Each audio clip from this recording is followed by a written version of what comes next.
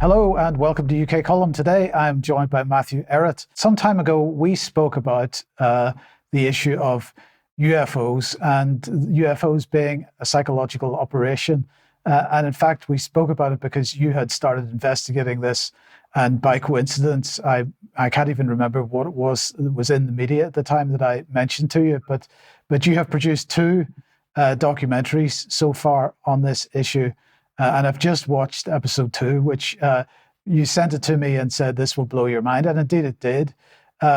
So let's start off, if we could, with a little bit of introduction about your background and why you decided to cover this particular topic.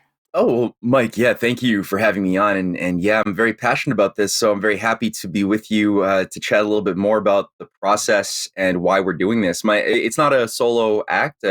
My wife has really pulled this together. And about a year and a half ago, almost by happenstance, 2 years ago, during the trucker convoy, we had the good fortune of making the acquaintance of a podcaster named Jason Dahl. Who happened to be an incredibly talented filmmaker as well. And due to COVID, it wiped out his business. He was working in a kitchen, but he was still maintaining a little podcast called Super Spreaders. And he asked me to be on as a guest. And I gotta share you this quick story how we discovered that he has this talent, because he sends me about a week before I'm about to be on as his guest a promo video that he made about 10 minutes long. And he said, "Here, you can use this to promote our upcoming chat." It's one of the highest quality promo videos, like nearly documentary level promo videos that he made off the cuff, and then he made another one, and then he made another one for a small podcast that would have maybe a few hundred people watching it. And I was like, wait a minute, there's too much talent here. We have to do something with this. So we began to see what was possible by giving him little scripts, little articles that we had written that we were curious to see if this could be rendered into multimedia. And sure enough, everything we sent over the ensuing months turned out beautiful. So we've just been pushing the limits to see how far this multimedia capability can go. And so far we haven't found a limit. And now my wife and I, we've written, or my wife has spearheaded Cynthia Chung. She's a fantastic writer, and she's written a series of films on why there are no limits to growth. We've done 2 episodes of that series. There's going to be about 9 or 10 total. Then we've done a parallel series of videos for my Canadian Patriot Review. And that's going to be about 8 videos on the hidden hand behind UFOs. So we've now done 2 of those episodes. You've seen the second one that we just released this week. I myself have always been, well, not always been, but early on in my being broken out of normie land. I'll speak subjectively here. Back in, I think it was around 2004. It didn't take me long after going through 9/11 as an inside job and starting to have a lot of my major narratives break down that I encountered. And everybody does this, everybody encounters this. It's there to be found. The role of secret societies, esoterica, that has been sort of weaved through our entire history. It's not, again, you can't avoid it if you're looking at history from a conspiratorial angle, which is the only healthy way to do it. But then there's a lot of misinformation field. And for a bit of that time, for about a year, I became obsessed with aliens. And I was starting to think for between 2005, 2006, that maybe this oligarchy that's been managing humanity conspiratorially, maybe they do have special powers. Maybe there are special secrets known only to the inner elites. And maybe it has something to do with governments interfacing with aliens, which if it does occur at all, and I was beginning to believe that it did, then that would mean that it's likely that it's always been the case. Maybe there's always been aliens going back to ancient civilization, making the pyramids and communicating with the elites. So it's all a big, what's the point fighting an oligarchy that has superhuman powers given to them and technologies by an alien breed, that's out to enslave us or something. And, hey, I encountered some David Icke readings along the way that put some fuel into that fire. And then I decided I was going a bit crazy. The level of things that I was believing in that I couldn't prove to be true and that were full of misinformation was too much. So I had to put some brakes on that. And for about 11 or 12 years. I was a volunteer. I stumbled around that time on the Schiller Institute, and I began to volunteer with them in a Montreal office that existed. So that gave me a chance to become more self-aware, didn't know, and more disciplined in researching history and science from what I found to be a much more reliable method of research, which allowed me to then appreciate things I couldn't appreciate before I began that exploration regarding the role of British intelligence in the Roundtable movement, the Fabian Society, in taking over control of the United States as well as many European countries. So all of these things gave me a better backbone, I guess, more muscles to then revisit now in the last couple of years, since UFO disclosure is going mainstream. We're seeing it in CNN. They're having congressional inquiries in Mexico and Washington. The UK Department of Defense is releasing, not too secretively, but it's intended to be very public, this sort of messaging that aliens are with us. They've been interfacing with us.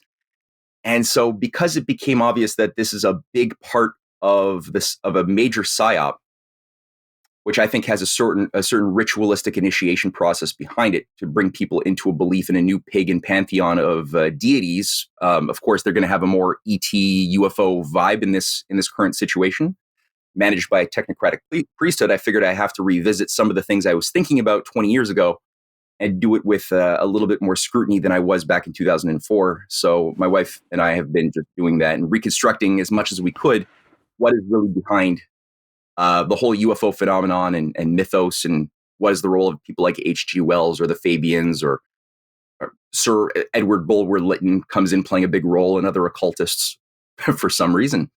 And indeed, this was why we started talking about this, because I had been making the point to you just how the British press was so infused in recent weeks and months with UFO stories and really pushing this narrative that they're out there. Again, today, the Daily Mail is full of it. It's every day, almost, there's another story along these lines. Now, of course, we're all familiar with terms like Project Bluebeam, but what a lot of people don't appreciate is that a lot of this narrative did come from Britain, and we need to go back to the beginning of the 20th century to really get the beginnings of the modern narrative on this. Yeah, and that's sort of what episode 2, actually the end of episode 1, we began to leave people with that sense that we need to go back to specifically the Theosophists, the Fabians, and the British Society for Psychical Research as some extremely important conduits. As far as there were certain battles that were taking place within the British High Command at the end of the 19th century over what to do in the face of a world of growing sovereign nation states that are beginning to break free of the shackles of the British East India Company, the City of London. They were beginning to utilize national banking, protectionism. We saw Lincoln do this, and a lot of his followers, many of whom died. Garfield, McKinley, to varying degrees, were tapping into this. Russian leaders admiring Lincoln were bringing the success of the industrial projects of America into Russia. We saw the same thing with Bismarck. We saw it also in Asia. They had a 100 Days reform movement in China that was unfortunately taken down, working with Sergei Witte to build rail between China and Russia. So there was this idea of a world of cooperating nation states that was being fought towards. We were moving closer to that era where we overcome the system of empire and exploitation through finance, or the cover of finance, but to promote feudalism. So that idea of feudalism under a financial sort of veneer was being finally overthrown. There was a crisis within the higher echelons of structures within the empire. We saw much of this encircle the decision to create a new breed of think tanks. Some of them came online as the Fabian Society under the leadership of a bunch of misanthropic eugenicists that would utilize a certain socialistic or a certain socialism to attract the poor, the working class, but really not because they cared about the poor working class, but rather just that they wanted to exploit and use them as weapons to to overthrow governments you don't like, and then to accept or demand their own enslavement under some form of a world government. The Round Table movement was another one. The Theosophists were brought on around the similar time, under Madame Blavatsky and her, Alcott, a bunch of these mediums and spiritualists trying to create a new type of global religion based on the most superstitious, mystical elements of every religion of the world. Mediums were circulating quite a bit, being promoted. Channelers of unseen worlds were being promoted by things like the British Bureau for Psychical Research. Henry James in America was setting up a branch. We had a lot of these things, and many of them overlapped with the Rosicrucians, which were all over the British Royal Society as well, the Invisible College, as they called it. So all that to say, there was an idea, I think, of reorganizing the British Empire, focusing on the battle of the mind more than the battle of the bodies of the world. And part of that involved the role of H.G. Wells, who comes up very prominently in the second episode, who was a student of Thomas H. Huxley.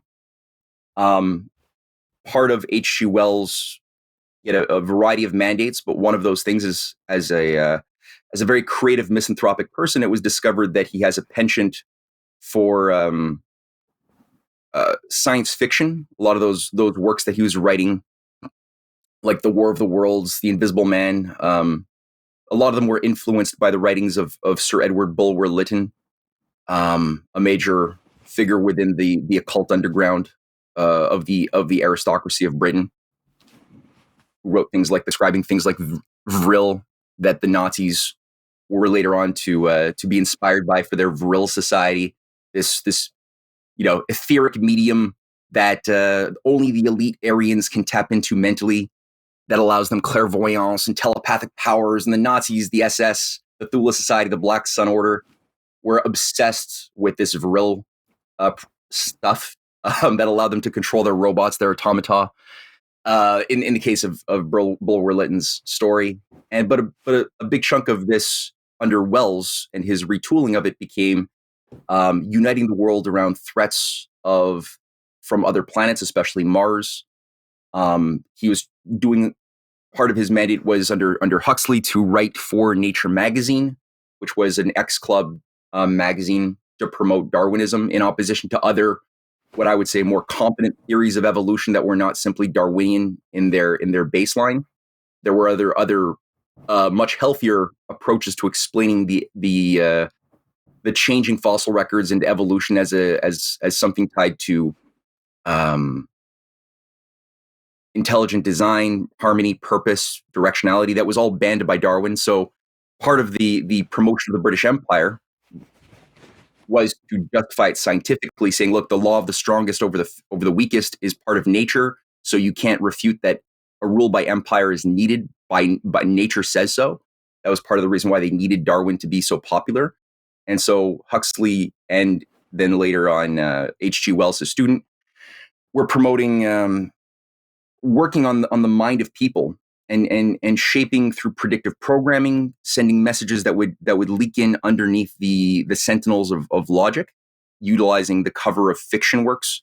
A lot of the stories that projected aliens as they're known today and as they were designed by H.G. Wells as effectively a future human.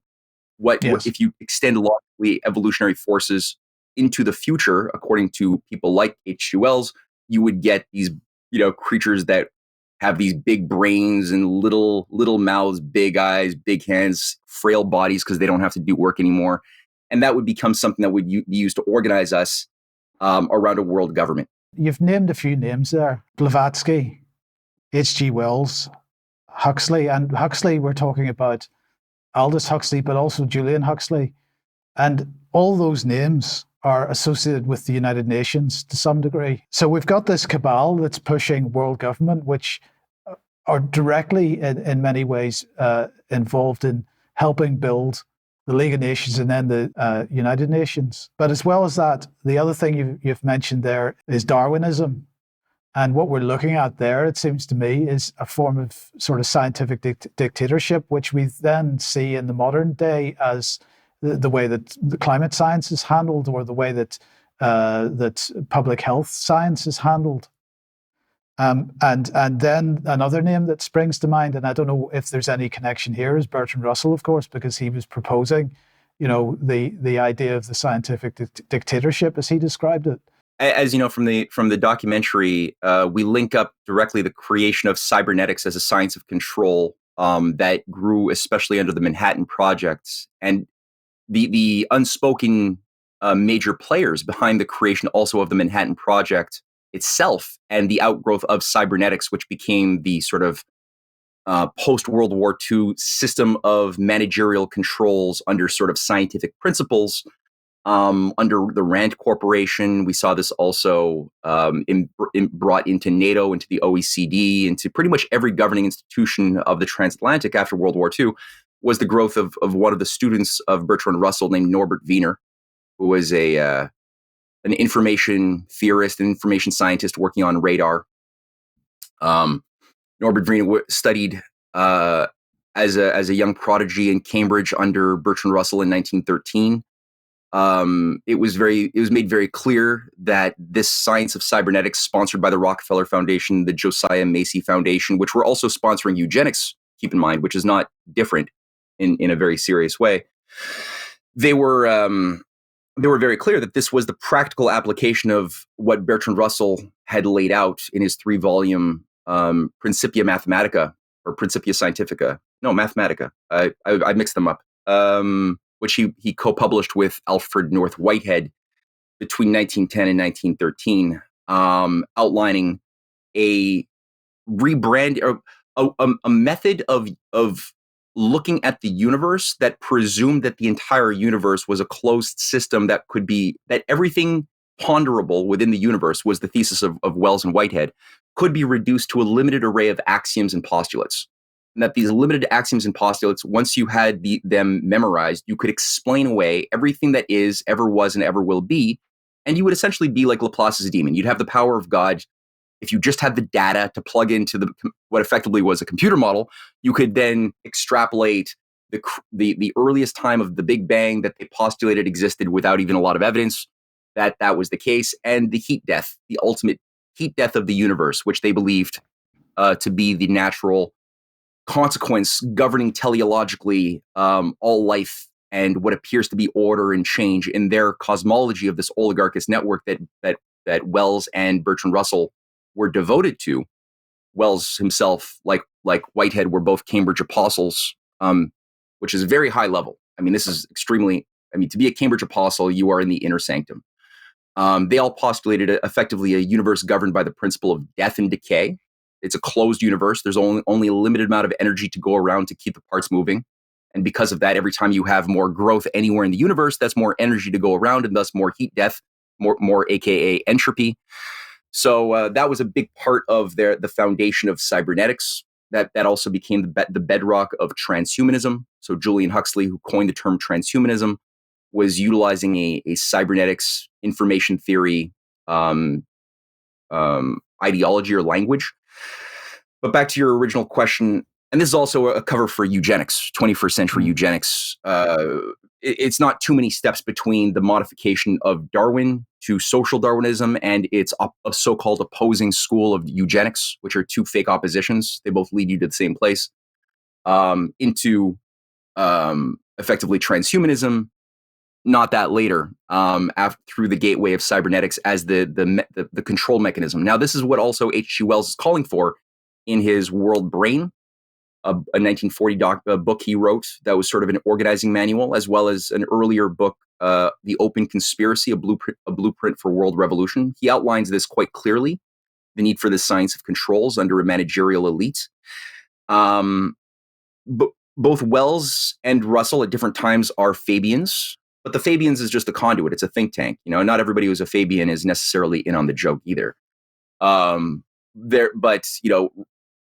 Russell is a part of the same network that Lord Milner is participating in through the Coefficients Club, which was a dining club of a bunch of these managers of the Roundtable movement, the Fabians. Beatrice Webb had overseen its creation, and Wells was a frequent participant. Lord Balfour who was also a leading member of the Bureau for Psychical Research, was a frequent guest. Mackinder participated.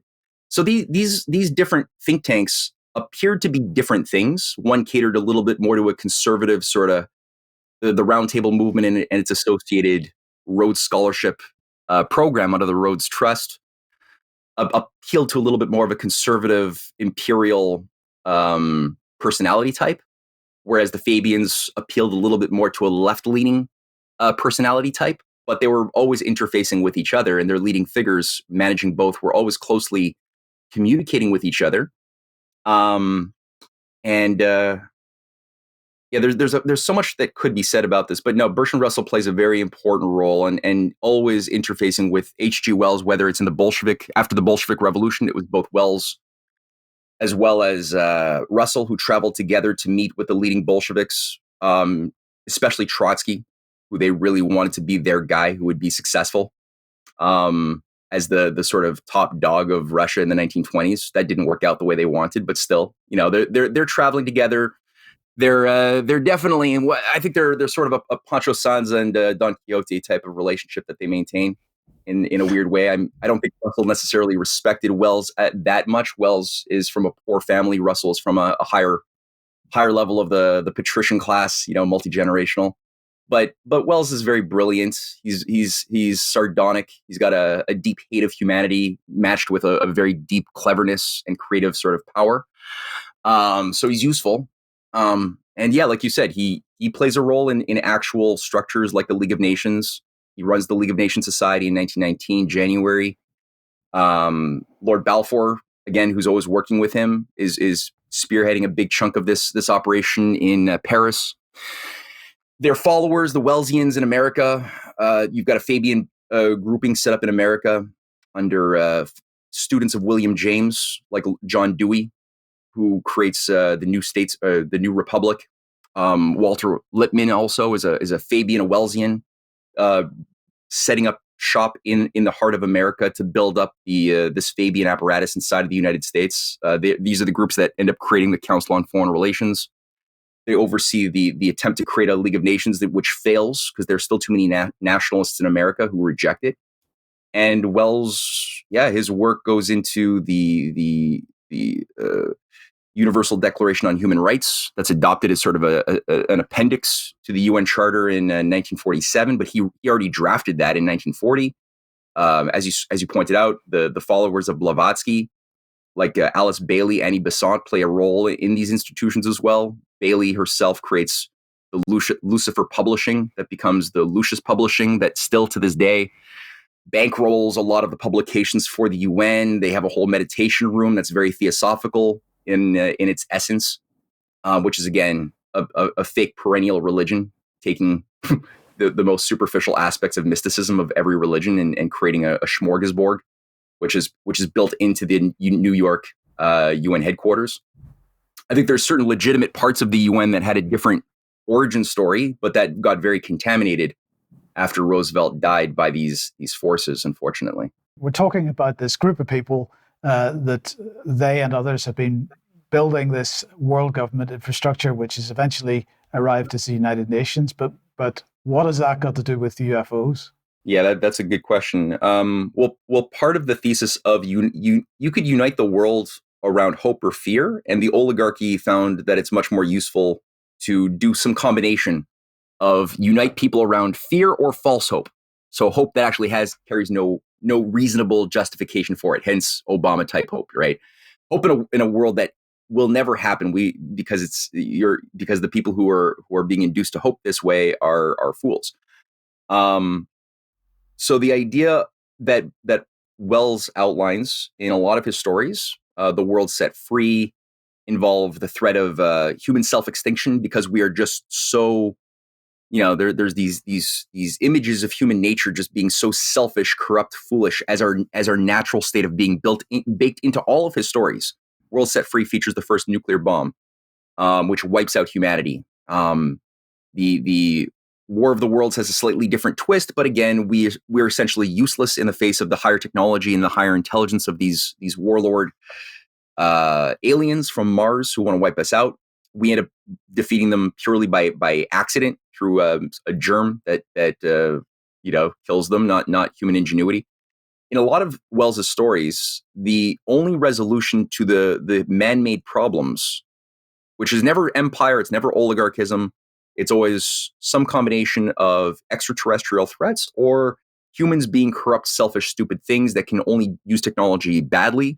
So we destroy ourselves, and the solution is a world government. And it's just it's everywhere. It's in so many of his works. And that's on the one hand the predictive programming that then wires a lot of the science fiction novels, the movies especially the 1940s, 50s, 60s, all the way to the present day. So much of this is wired by the template for how to do storytelling based on what Wells innovates. He's not alone, but he's a big one. So a big chunk of this after the Manhattan Project, which is, I think, part of the Manhattan Project, is it never ended. It was retooled. A part of it was incorporated into Project Paperclip and certain other things that involve taking Nazis or finding all of the innovative scientific and technological works that the Nazis were pioneering, especially in the domain of drones, automated drones that were using certain Tesla technologies, flying machines as well. There was a flying saucer aviation project that was very covert that the Nazis were running. Victor Schauberger was on that team, as were the Horton brothers.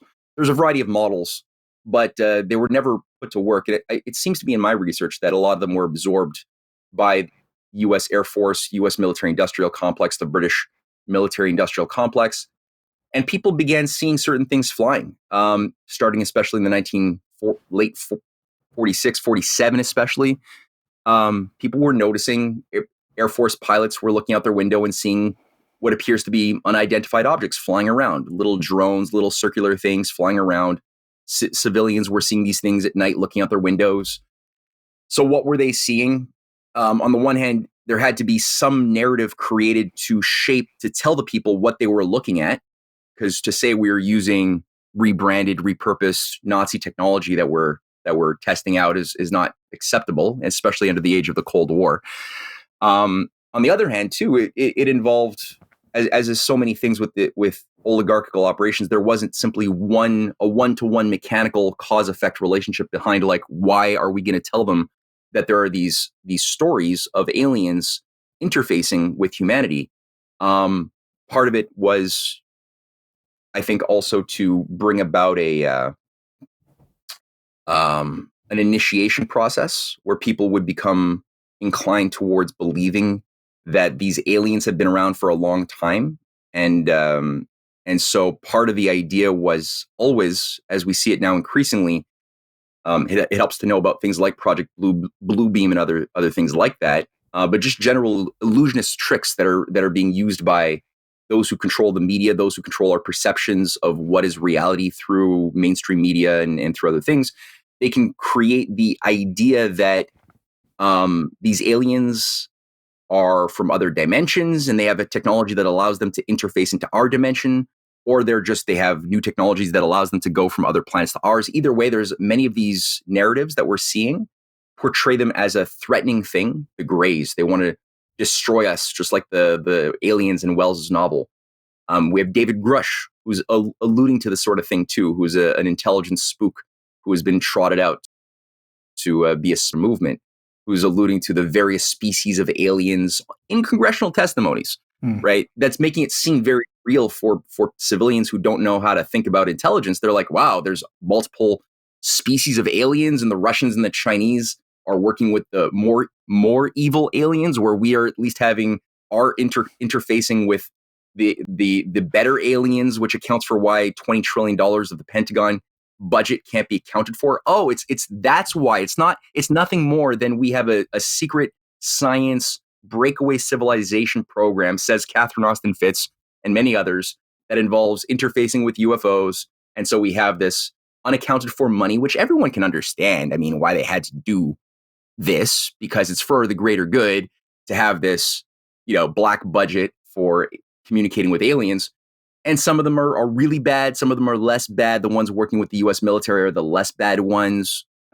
We have this with, it's just everywhere, right? And so the idea that's sort of floating about is increasingly that we will be made safe from these creatures, these forces, if we band together under some form of Independence Day world government scenario.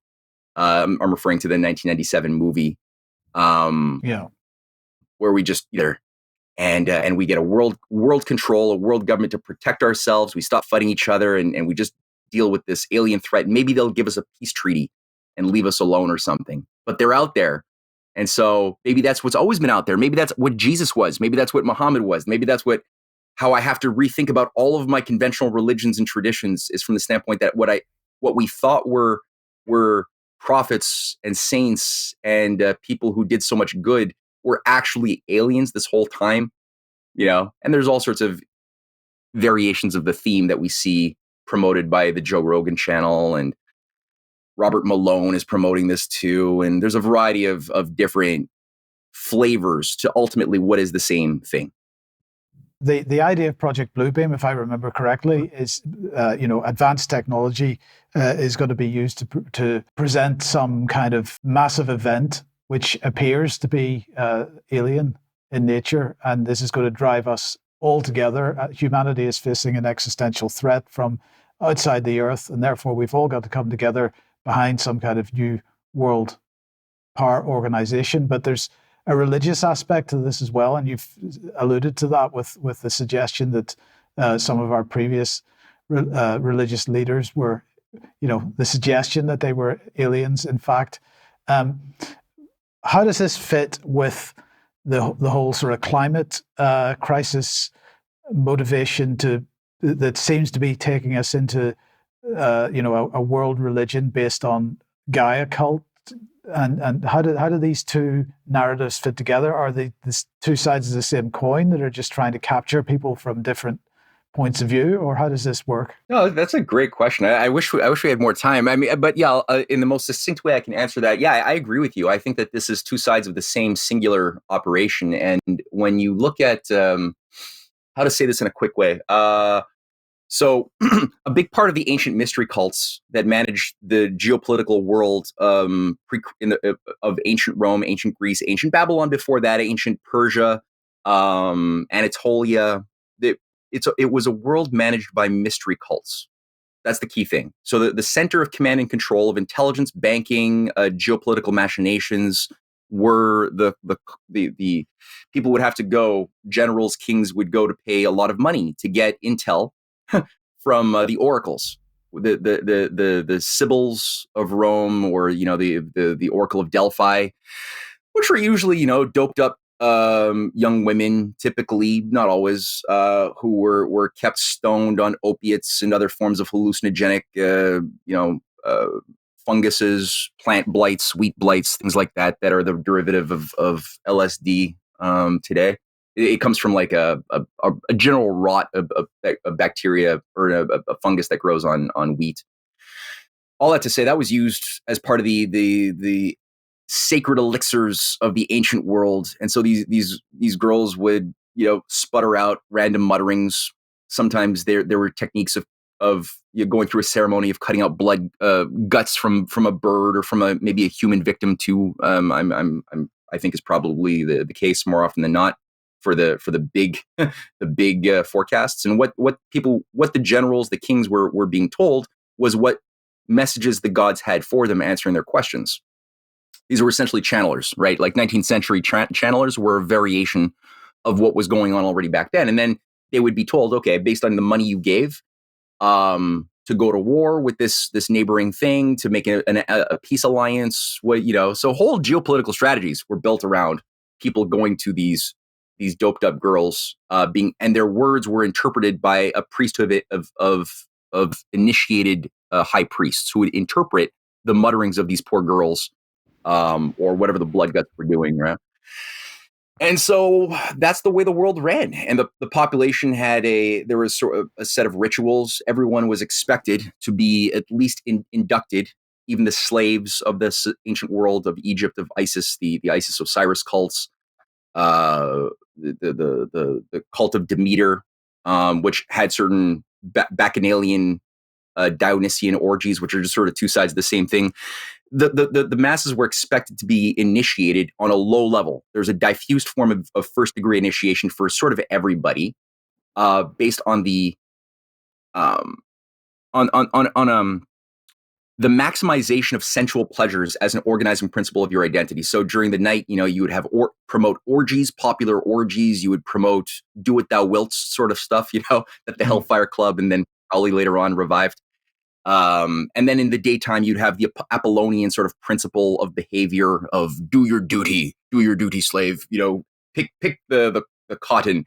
And then at night, get drunk, get wasted, just have your animal lusts satisfied. And this type of like vacillation between extremes was what was expected for everybody.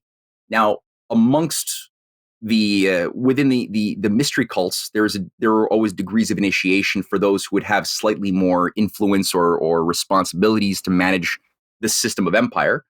That would go through usually about 7 or 8 gates. The ancient cult of Gaia, the Magna Mater cults, was a big part of this to sort of worship the purity of nature over humans. So it had a misanthropic bent. So part of the idea was human beings are just so corrupt, so our nature is so sinful, vice-ridden, that we're not really good. We're evil. And so there's this idea that humanity is evil, and that nature, because it is more pure, more non-changing, more, you don't put a dog in jail for killing a cat. It's something to worship. And so you had things like the cult of Cybele, which was one of these cults. It was they did a lot of castration of their priests, who would be brought into the upper, slightly higher initiation, not at the highest, and it interfaced always with things like the cult of Mithra, a more men-only warrior cult. And these two cults of Mithra and Cybele were often closely aligned, no matter where they went, whether they were in their Phrygian form or whether they were in their Roman form. But there were two aspects of the human condition that would be used together to manage society. Christianity made these things more difficult because the Judeo-Christian movements denied paganism. They denied the pantheon. They basically denied the mysteries, and they said, look, the mysteries are for everybody. They're not really mysteries. They're not supposed to be secret. We're all made in the image of a living, loving God. There's obviously different rituals that people would dispute about, but that principle of one God, one creator, was very disruptive to the system of controls of the mystery cults. And so they had to, in some cases they rebranded themselves. In the form of the Gnostic Christian sects, the Manichaeans, the Marcions. There's a variety of these Gnostic Christian gospels that were promoted, that basically were repackaged forms of rituals that we had only seen in the Isis cult earlier, that removed the special place of human beings as something divine within nature. So the oligarchy always wants to reduce us to another thing within nature, that there's nothing qualitatively different from a rat, a cockroach, and a human baby. It's all the same thing. It's all just flesh with passions. So that's part of what a lot of the Gnostic Gospels were promoting. When that didn't work, largely because of the combats of people like St. Augustine and the other Platonists in the 5th century, a lot of them basically went deeper underground, but continued in the form of things like the Benedictines, the Benedictine order, which got control of the various, many of the Mithraeum are still today found in Britain, all across Europe. There's hundreds of these Mithraeum, right? These underground temples where the Mithraic rituals would be held. And a lot of them are found under churches today. A lot of them are Benedictine churches. The Isle of Capri is a massive control center of this zone, with a lot of these underground caverns, catacombs, where these rituals were held by Tiberius earlier. And this was given over to the Benedictines when that order was created in the 6th century. We saw a splinter group of the Benedictines create the Templars under, the Cistercian order. So Bernard de Clairvaux was the sort of the Bertrand Russell grand strategist of his own day, or the H.G. Wells of the 11th century, who established the charter for the Templars that would be effectively a rebranded Mithraic order masquerading as Christian to oversee the Crusades. That was part of that spiel. But then there was transmogrifications of this thing into the Franciscans, the Dominicans, that played a sort of conjoined role. Both were created by two guys who collaborated with each other in the 1215 period. One ran the more like masculine Inquisition, crush the infidel aspect of the church. That's the Dominicans. The other one's the Franciscans, under the order of St. Francis, were more, give your gospel to squirrels and trees that are as equal of receiving the gospels and teachings of God as humans are, because we're all equal. So it's sort of like a renewal of the Gaia principle in a Christian sort of veneer. There were a lot of good Franciscans and a lot of good Dominicans. Don't get me wrong. I'm not saying everyone's in the inner sanctum, but I'm just saying these are some of the garbs that were created around which the Jesuits were later on formed as an outgrowth of the Franciscans. And the same year that the Anglican Church was created in 1534. So I in my research, it looks like there's a direct connection between. That's not a coincidence, and Venice plays a role in both creations. So you have this attempt. This is what ends up. We see this express itself. This Gnostic occultism in the form of the new Rosicrucians and Kabbalists under Francesco Zorzi, who's advising the papacy as well as Henry VIII in the 1520s, the leading Kabbalist of the day, in terms of how do you, what do you create a new religion? Do you get a divorce? What do you do? So these are leading Kabbalists, and this is what creates the Rosicrucian order inside of Britain itself. So all that to say, there's this whole thing that ties directly into what Huxley was doing, what H.G. Wells was doing, and acting upon as part of the occult underground that shapes Anglo-American grand strategy. This is what the British Bureau for Psychical Research was expressing in its own time after the 1880s, and it still is today. And this is what became at the heart of things like Tavistock, MK Ultra, the parapsychology operations out of Fort Bragg, are all directly tied to this occult underground. And many of Aleister Crowley's own followers, his disciples like L. Ron Hubbard, who was a disciple of Crowley, play a role in this story too, as the founder of Scientology, which is plays a major role in both predictive programming and UFO cults, as well as MK Ultra and things like the Stanford Research Institute and the remote viewing operations of Stargate. It's run by a bunch of high-level Scientologists who are effectively, Crowleyites.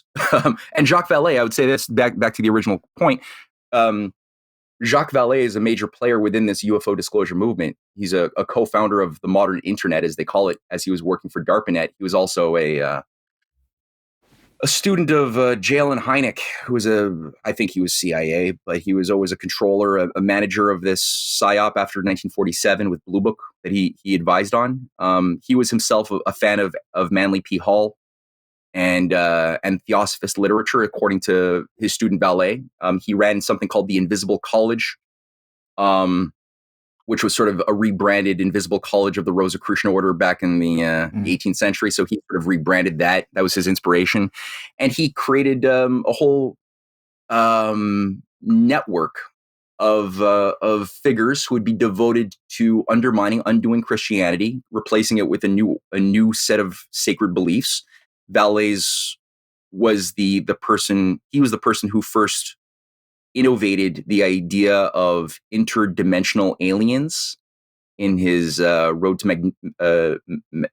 Magonia in 1969, which was the first to posit that all of the folklore, the fairies, the pixies of Ireland, the imps, the elves, these different folklore of the different parts of the world, including the older sacred stories of Christ and other religions, were actually describing aliens that would abduct us. The elves that would abduct the children from the village in the 13th century were actually aliens that only certain people could interface with because they would do certain drugs.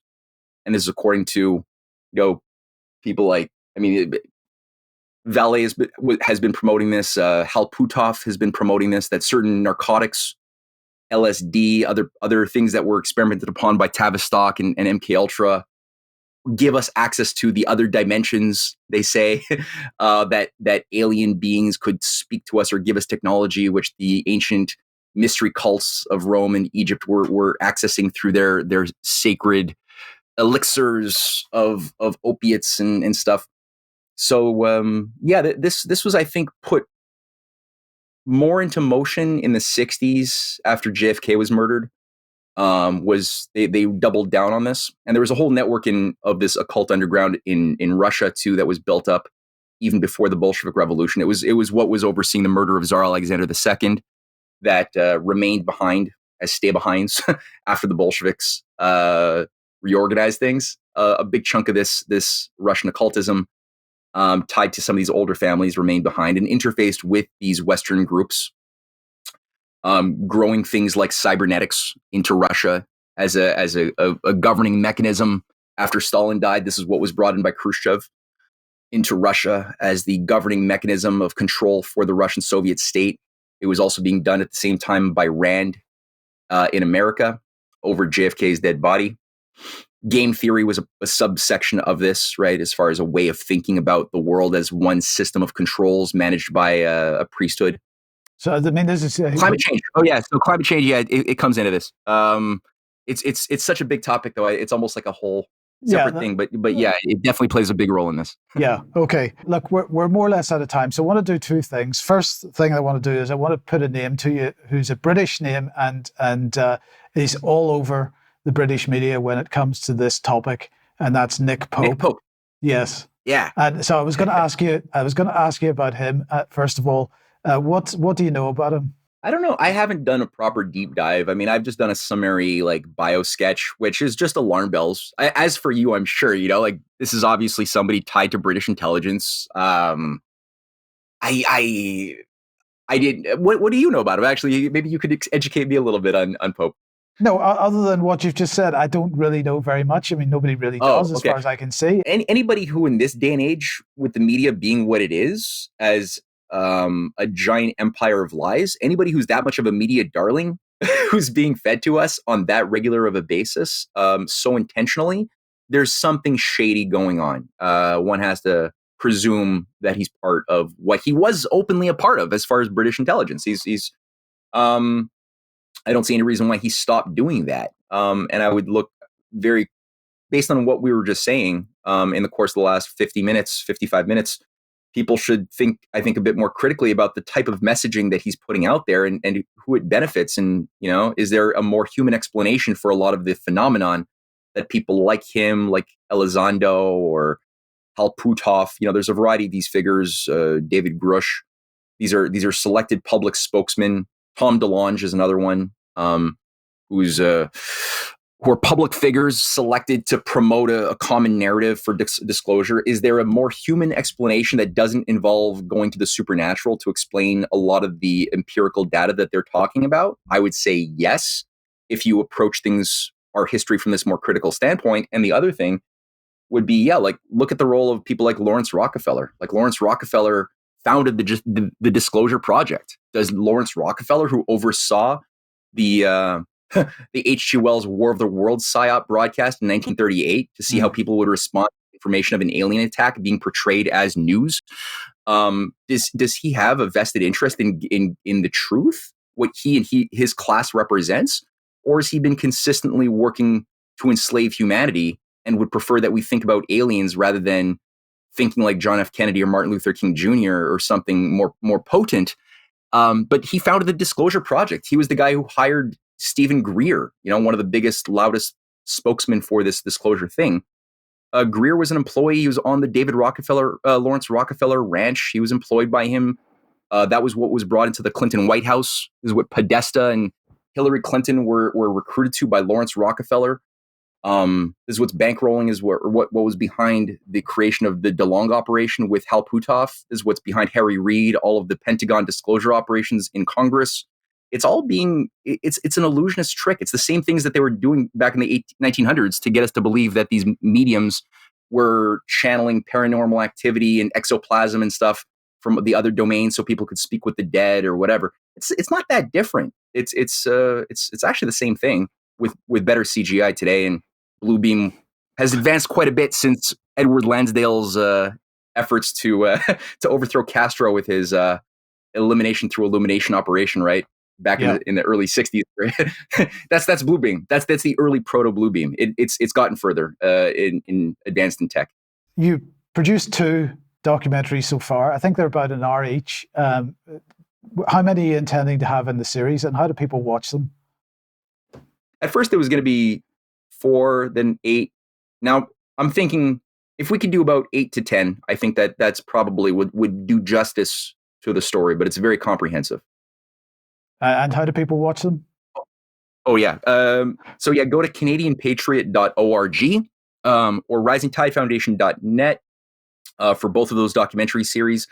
The other thing is my Substack, MatthewEhret.substack.com is a great way to get access to a lot of these things early on, as they'll be released every 2 months or so. Yeah, that's good.